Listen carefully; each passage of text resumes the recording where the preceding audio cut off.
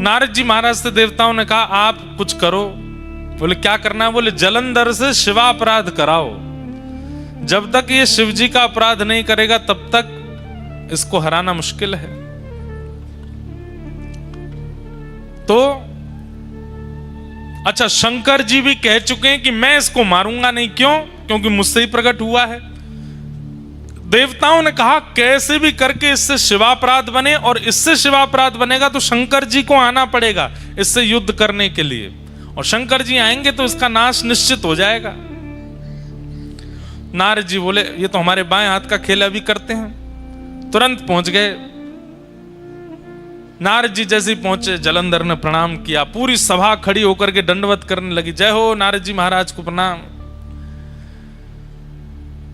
नारद जी बोले और जलंधर सब आनंद मंगल। बोले भगवान सब आपकी कृपा है, देखिए ना मेरा दसों दिशाओं में कैसा यश हो रहा है। देवता थर-थर कांपते हैं मेरे कारण। मैं स्वर्ग की ओर दृष्टि कर लेता हूं तो स्वर्ग में भूचाल आ जाता है। मैं चाह जाऊं तो समुद्र में लहरें नहीं आती। मैं चाह जाऊं तो सूर्य उदय नहीं होते।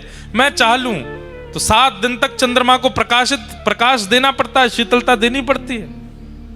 आपकी कृपा से सब कुछ है भगवान, कोई कमी नहीं है मेरे पास में। नारद जी बोले नहीं, तुम्हारे पास सब कुछ है, बस एक नहीं है। बोले क्या?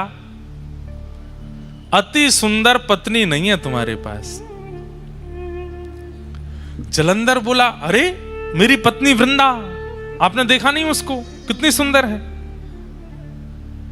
बोले ठीक है, सुंदर है तुम्हारी वृंदा पत्नी, पर इससे भी लाख गुना ज्यादा सुंदर एक हैं, वो तुम्हारे पास नहीं है।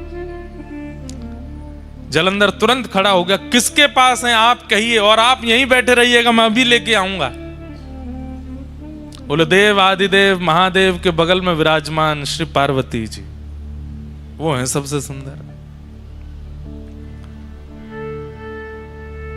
जलंधर पहले तो रुक गया, वे तो मेरे इष्ट हैं, मुझे उन्होंने प्रकट किया है,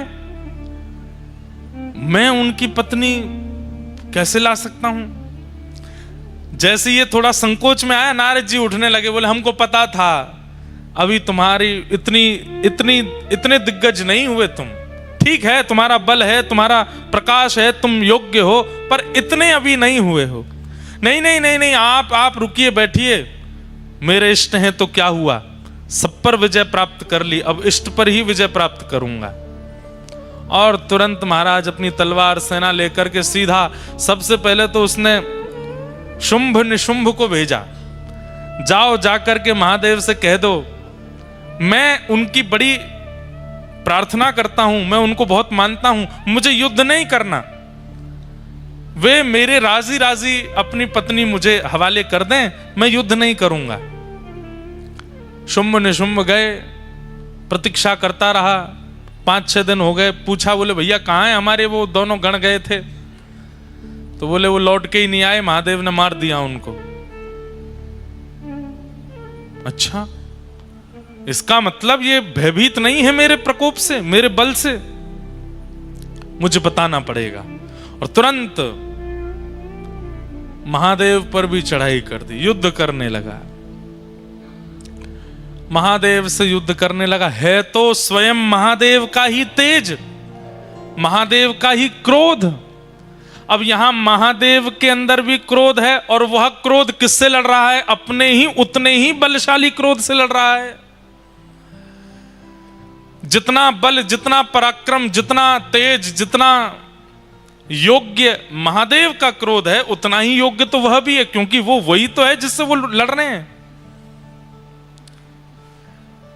महादेव लड़ते लड़ते बोले भैया ये हमारा क्रोध ही तो है, दोनों 100 नंबर के ही हैं, हमारे अंदर जो क्रोध है और ये वही एक ही बात है, ये 1% भी कम हो तो इससे युद्ध किया जाए, ये पूर्ण परिपूर्ण वही है जो मेरे अंदर क्रोध है।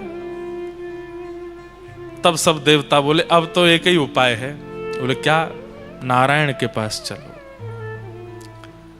तब शंख चक्र गदा पद्मधारी नारायण के पास गए और कहा भगवान अब आपको युद्ध भूमि में आना पड़ेगा, आप ही इसका नाश कर सकते हो। ब्रह्मा जी भी कर चुके, महादेव तो कर ही रहे हैं, अब आप और आओ। नारायण बोले अभी आते। शंख चक्र गदा पद्म धारण करके चतुर्भुज रूप धारी जैसे ही नारायण प्रकट हुए, जलंधर ने जैसे ही नारायण भगवान का दर्शन किया, तुरंत अस्त्र शस्त्र छोड़ दिए, चरणों में गिर गया, बोले जय हो जीजा जी प्रणाम।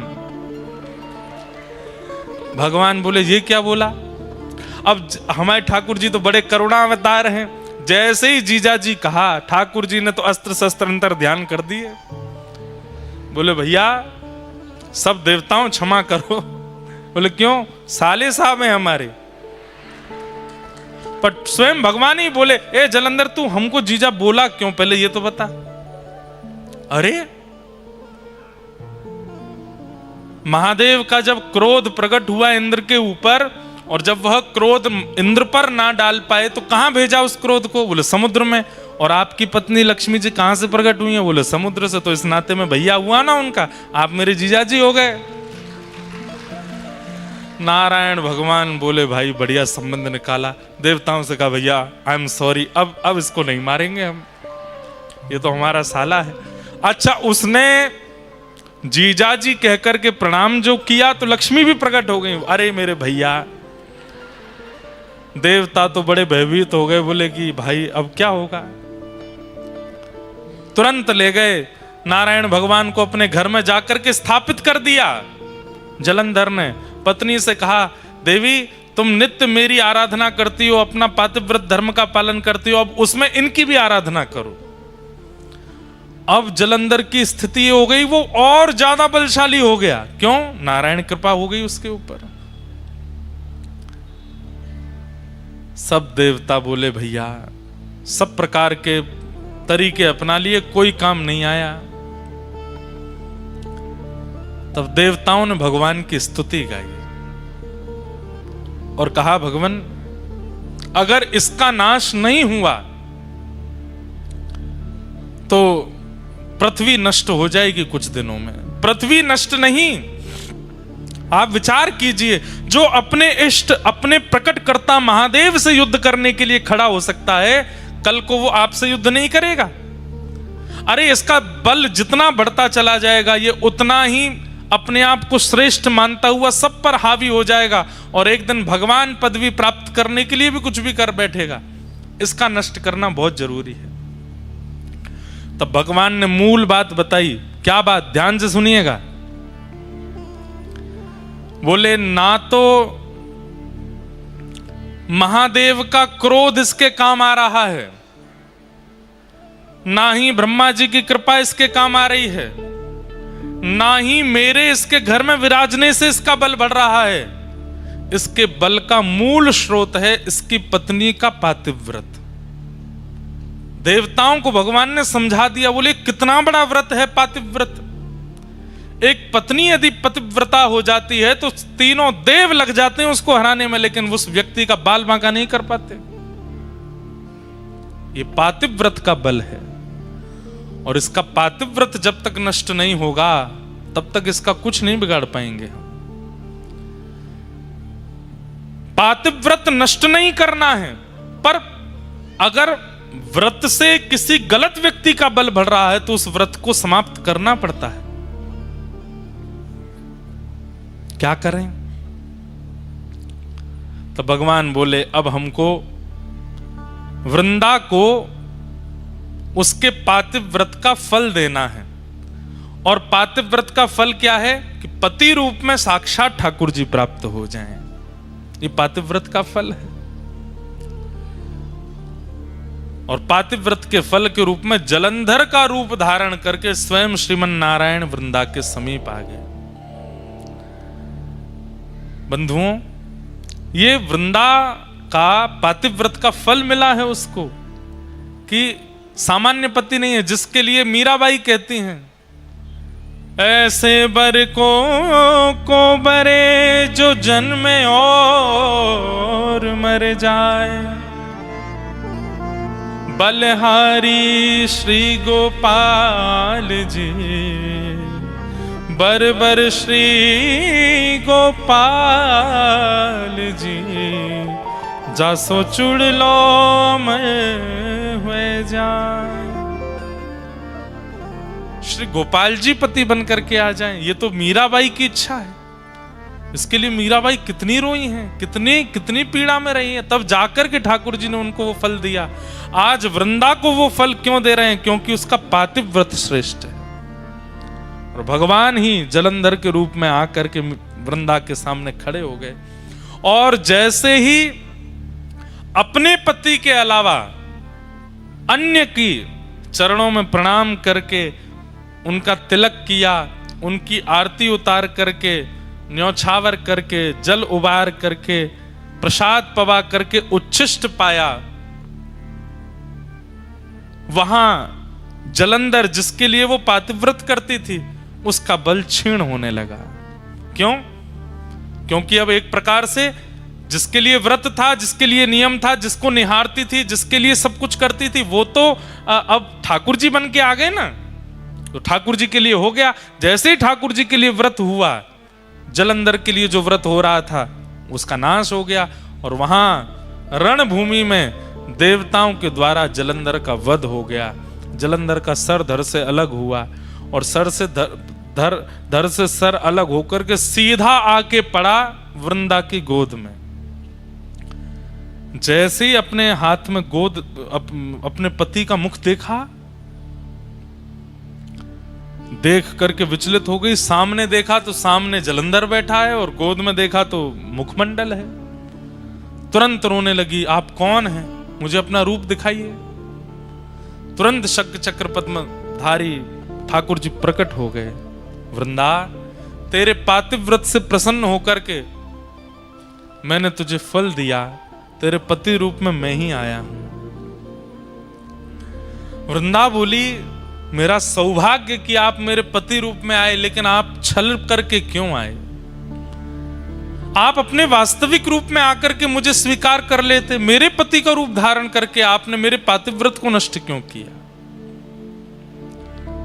ठाकुर जी बोले, अगर हम वास्तविक रूप में आते तो तुम इतनी बड़ी पतिव्रता हो कि हमको स्वीकार ही नहीं करती, इसलिए हमको तुम्हारे पति का रूप धारण करके आना पड़ा। और सही बात, मूल बात तो यह है वृंदा, तुम्हारे पातिव्रत के कारण तुम्हारे पति का बल इतना प्रकट हो चुका था कि वो पूरे पृथ्वी का, पूरे ब्रह्मांड का नाश कर देता। इसलिए तुम्हारा पातिव्रत टूटना बहुत आवश्यक था। वृंदा बोली, आपने मेरा पातिव्रत नष्ट कर दिया। बोले जी, अब मैं आपको श्राप देती हूं। क्या? या आप पत्थर बन जाओ, आप एक शिला का रूप धारण कर लो। भगवान बोले, तब भी हम तुम्हें तो नहीं छोड़ेंगे, तुम भी एक तुलसी का पौधा बन जाओ। तुम संग रहोगी तो पाएंगे, तुम संग रहोगी तो बैठेंगे, तुम संग रहोगी तो पिएंगे। क्योंकि तुम्हारे पातिव्रत से प्रसन्न होकर हमने तुमको अब चुन लिया है। अब तुम चाह करके भी हमसे दूर नहीं जा पाओगी। हमारे बिना तुम नहीं रहोगी और तुम्हारे बिना हम नहीं रहेंगे। भगवान एक लीला में कितनी लीलाएं प्रकट करते हैं हम नहीं जानते। एक वैश्या ने भगवान के लिए तप किया और तप करके जब भगवान प्रकट हुए तो भगवान से वरदान मांगा, जैसे श्री यशोदा जी को आप सुख देते हैं, उनकी कोख से आप जन्म लेते हैं, जैसे कौशल्या जी के गर्भ से आप जन्म लेते हैं, ऐसी मेरे गर्भ से भी आपका जन्म हो, ऐसी कृपा कर दो। भगवान बोले, कौशल्या जी के गर्भ से, यशोदा जी के और देवकी मैया के गर्भ से तो हम एक ही बार जन्मे, पर हम तुम पर कृपा करते हैं कि हम तुम्हारे गर्भ से जन्म लेते ही रहेंगे। एक जन्म नहीं, अनेक जन्म होंगे। कैसे? बोले, तुम गंडकी नाम की नदी बनोगी और वृंदा के श्राप से हम शालिग्राम बनेंगे। और जब तक पृथ्वी पर सूर्य चंद्र हैं, जब तक पृथ्वी का अस्तित्व है, तब तक गंडकी में से हम प्रकट होते ही रहेंगे, आते ही रहेंगे, जीव मानव पर कल्याण करते रहेंगे। तो यहां वृंदा ने श्राप दिया कि आप पाषाण बन जाओ। सब घबरा गए। ठाकुर जी बोले, बिल्कुल चिंता मत करो, ये भैया सब हमारी लीला ही है। ये पाषाण का श्राप देगी तभी उस वैश्या के वरदान को हम पूर्ण कर पाएंगे। वो नदी बन करके गंडकी आ गई, अब हम जा रहे हैं, हम शालिग्राम बन के आएंगे, लेकिन हमारी भी शर्त है। क्या? तुम भी एक तुलसी का झाड़ बनोगी, और जब तक तुम नहीं पधराई जाओगी तब तक हम प्रसाद नहीं पाएंगे, तब तक हम जल नहीं पिएंगे, तब तक हम कुछ भी नहीं करेंगे। अरे आसन पे भी जब तुम रखी जाओगी तो ही बैठेंगे, तो नहीं बैठेंगे। एक क्षण के लिए भी तुलसी शालिग्राम जी से दूर नहीं होती। ये भगवान ने वरदान दिया। एक राक्षस ने भी भगवान की तपस्या की, तपस्या करके ठाकुर जी से मांगा। भगवान जब प्रकट हो गए, वरदान मांगो, क्या चाहिए? राक्षस बोला, प्रसन्न हासा रुड़लो चलो लसत। जब आप ठाकुर जी मुस्कुराते हैं तो आपके गाल बड़े प्यारे लगते हैं मुझको। राक्षस मांग रहा है। भगवान बोले, तो वरदान तो मांगो, क्या चाहिए? बोले कि प्रभु, मैंने बहुत कुछ खाया अपने जीवन में, बड़े बड़े जीव खा लिए, बड़े बड़े जंतु खाए, मानव भी खाए, देवता दैत्य भी खाए, अब आपको खाने का मन कर रहा है। भगवान बोले, तू मुझे खाने के लिए तपस्या कर रहा था? बोले, हाँ, मुझे पता चला कि आप मिलते नहीं हो, आप तभी प्रकट होते जब आप कोई तप करता है, तो मैंने इसीलिए तप किया 1000 वर्ष तक कि आप प्रकट हो जाए तो मैं वरदान में आपको खाने के लिए मांगूं। भगवान बोले, वाह भैया, कैसे खाओगे? बोले, आ जाओ मेरे पास, आपको लेकर के खाना शुरू करूं। आपके गाल पहले खाऊंगा, आपके हाथ फिर खाऊंगा, फिर चरण खाऊंगा। ठाकुर जी बोले, भैया देखो, इस रूप में तो संभव नहीं है। तुम अगर हमारे पास आए भी तो इतनी योगनियां, इतनी शक्तियां चारों तरफ हमारे रहती हैं कि तुम जल करके नष्ट हो जाओगे। तुम्हारी इच्छा पूरी करेंगे। बोले, क्या? कालांतर में तुम एक कीड़ा बनकर के गंडकी नदी में जाओगे, और जब हम वहां शालिग्राम बनकर के आया करेंगे, तुम हमें ही खाया करोगे। उसी से ही हमारे अंदर रूप प्रकट होने लग जाएंगे। तुम्हारी इच्छा पूरी हो जाए, खूब खाना, झुक करके खाना। तो गंडकी में, शालिग्राम जी में कभी कभी आकृतियां प्रकट हो जाती हैं। वो आकृतियां उस राक्षस को ही शाप दिया भगवान ने खाने का। वो खाता है ठाकुर जी को। हमारे ब्रज में तो एक पद गाते हैं, पद गाते हैं मतलब उस भाव से गाते हैं। होली में, खा जाऊं तेरो गाल बड़ो मीठो, खा जाऊं तेरो, हारे खा जाऊं तेरो, हम्बे खा जाऊं तेरो। जब ठाकुर जी गाल में लाल लाल गुलाल लगा करके आते हैं तब गोपियां गाती हैं, लाला इतनो चोखो लग रहा है, ऐसा मन कर रहा तेरो गाल खा जाएं। ये प्रेम के भाव में, जैसे छोटे बालक होते हैं गदमदरा से, उनको देख के मन होता है, मन ऐसो करे या खा जाए, या कि हाथन ने खा जाए, पामन ने खा जाए, इतना बढ़िया। ऐसे ठाकुर जी के लिए तो एक राक्षस ने मांगा कि मैं आपको खाऊं, तो ठाकुर जी उसके लिए शालिग्राम बन गए। बोले, खाना। तो कितनों की इच्छा पूर्ति एक श्राप से हुई। वृंदा ने श्राप दिया कि आप पाषाण बन जाओ। भगवान बोले, ठीक है। एक वैश्या ने वरदान मांगा था, तो उसके गर्भ से हम जन्मेंगे, वो गंडकी बनेगी और हम शालिग्राम। एक राक्षस ने मांगा था कि वो खाना चाहता है, तो वो भी पेंडिंग बैठा है, कब उसको वरदान पूरा करें। शालिग्राम रूप को ही खाया करेगा वो। लेकिन वृंदा देवी, तुम हमसे दूर नहीं रह पाओगे। अच्छा, ये तो केवल एक कथा थी, पर वास्तविकता भूमंडल पर वृंदा को प्रकट करने के लिए कोई चाहिए। जैसे राम जी को आने के लिए दशरथ और कौशल्या चाहिए, ठाकुर जी को आने के लिए देवकी वसुदेव चाहिए। विश्व का कल्याण करने वाली बंधुओं, दो ऐसे रत्न हैं हमारी पृथ्वी पर। इन रत्नों का नित्य आश्रय लेने वाला व्यक्ति कभी यमलोक के दर्शन नहीं करता। उसमें पहला श्री गौ माता और दूसरी वृंदा देवी तुलसी महारानी। इनका नित्य दर्शन करने वाले को कभी यमलोक का दर्शन नहीं होता। तो वृंदा तो ठाकुर जी की ही हैं। अभी सुनिएगा कथा। वो तो आना चाहती है पृथ्वी पर, श्री कृष्ण आएंगे तो लीला के लिए वृंदा को प्रकट होना है। पर वृंदा ऐसे सामान्य रूप से प्रकट नहीं होगी, उसके लिए पृष्ठभूमि चाहिए। ऐसे कोई कौशल्या जैसी, कोई देवकी जैसी, कोई यशोदा जैसी मां चाहिए। तो भगवान ने जलंधर की पत्नी वृंदा को माध्यम बनाया। क्यों? श्राप देने के बाद में वृंदा ने प्रण लिया कि मैं अब अपने पंच भौतिक देह को नष्ट कर दूंगी। और जैसे ही वृंदा ने अपने शरीर को जलाकर के भस्म बनाया, भस्म जैसे ही बनी, ठाकुर जी ने गोलोक धाम की ओर देखा और श्री गोलोक धाम से श्री वृंदा देवी की मंजरियों को लाया गया और भगवान ने कहा अब पृथ्वी पर सबसे शुद्ध तुलसी के प्राकट्य होने की अगर कोई पृष्ठभूमि है, कोई मिट्टी है, कोई रज है, तो वो वृंदा, पातिव्रती वृंदा की ये शरीर की जो भस्म है ये है। इसमें इन मंजरियों को बो दो।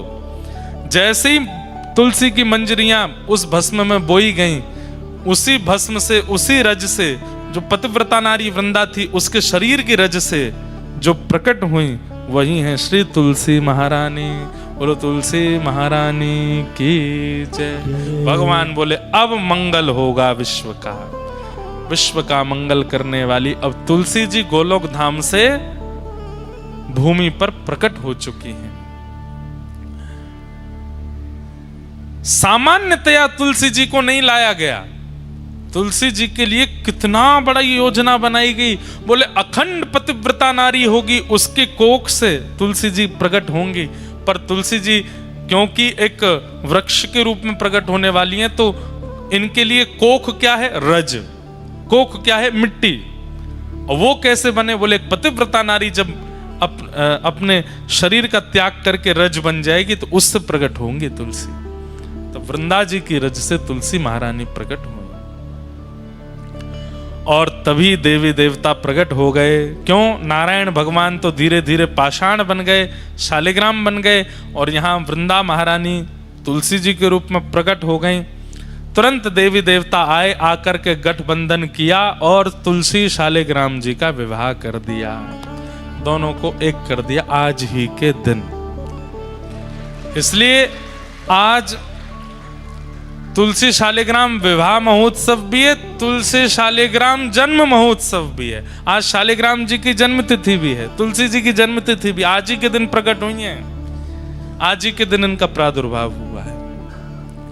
ऐसी वृंदा महारानी तुलसी महारानी को हम बारंबार प्रणाम करते हैं, शालिग्राम प्रभु को हम बारंबार वंदन करते हैं। बंधुओं, हमारे कई शास्त्रों के अनुसार माताएं शालिग्राम जी की पूजा नहीं करती, पर माताओं को विशेष रूप से तुलसी जी की पूजा करने का अधिकार है। भाई लोग शालिग्राम जी की पूजा करें और माताएं तुलसी जी की आराधना करें, शालिग्राम जी से भी अधिक फल मिलता है तुलसी जी की पूजा करने से। कहते हैं जिस घर में तुलसी जी विराजमान होती हैं उस घर में कभी यमराज नहीं जाते। जिस घर में तुलसी जी की आराधना होती है विधिवत रूप से, उस घर में पितरों को तर्पण आदि किया जाता है, पितरों का पिंडदान आदि किया जाता है। पर वास्तविकता में जिस घर में तुलसी हरी भरी खूब मात्रा में विराजमान होती हैं, उस घर के पितृ मुक्त हो ही जाते हैं। जिस घर में चंदन घिसने के बाद में तुलसी जी को थोड़ा सा, तुलसी जी की जो काष्ठ होता है या तुलसी जी का पत्र घिस करके चंदन में अगर मिला दिया जाए थोड़ा सा, और उसको ठाकुर जी को निवेदित किया जाए, फिर ठाकुर जी को निवेदित करने के बाद अपने अंग पर लगाया जाए, तो जन्म से लेकर के तुलसी अंकित चंदन लगाने तक, उस दिन तक जितने पाप बने सब नष्ट हो जाते हैं तुलसी जी का चंदन लगाने से। तुलसी जी के जो काष्ठ हैं, तुलसी जी की जो लकड़ी होती है, हमने परम पूजनीय प्रातः स्मरणीय श्री मलुक पीठ वाले महाराज जी को देखा। इतनी बड़ी तुलसी जी की काष्ठ एक रहती है उनके पास, उसमें नित्य अग्नि प्रज्वलित करते हैं और उस तुलसी जी के काष्ठ की अग्नि से 1000 दिए जलाते हैं महाराज जी नित्य संध्या में शाम को। तो हमने महाराज जी से पूछा, मैंने महाराज जी इसका क्या फल है? तो महाराज जी बोले तुलसी जी के काष्ठ से एक दिया प्रज्वलित करने से 1000 दिए प्रज्वलित करने का फल मिलता है। दिए प्रकट करते ही ठाकुर जी को जब अर्पित किया जाए, ठाकुर जी बड़े प्रसन्न हो जाते हैं। पर तुलसी जी के काष्ठ से जब दिया जलाया जाता है तो एक दिया जलाने के 1000 दिया जलाने का फल, मतलब ठाकुर जी अत्यंत प्रसन्न हो जाते हैं। लेकिन महाराज जी 1000 दिए जलाते हैं नित्य एक तुलसी काष्ठ से, और इतने छोटे छोटे छोटे छोटे दिए 1000 दियों का एक इतना बड़ा बना लेते हैं, उसको प्रज्वलित करते हैं और फिर ठाकुर जी की आरती करते हैं। उससे ठाकुर जी इतने प्रसन्न होते हैं उससे। तो हरी भरी तुलसियों तब मत कुछ करना जब काष्ठ कहीं तुलसी जी के आसपास कहीं प्रकट हो जाए, टूट के अपने आप नीचे आ जाए, उसको संभाल के रख लीजिए। नित्य उस काष्ठ में थोड़ी अग्नि प्रज्वलित करो, उससे दिया जलाओ। दिया जलाने के बाद उस अग्नि को बुझा के उसकी रज अपने माथे से लगा के काष्ठ को रख दो। इतने प्रसन्न होते हैं ठाकुर जी उससे प्रकट दिए से आरती करने से। अभी तो कार्तिक का महीना, हमारे यहाँ तो तुलसी जी से ही आरती करते हैं वृंदावन में। ठाकुर जी बहुत प्रसन्न होते हैं।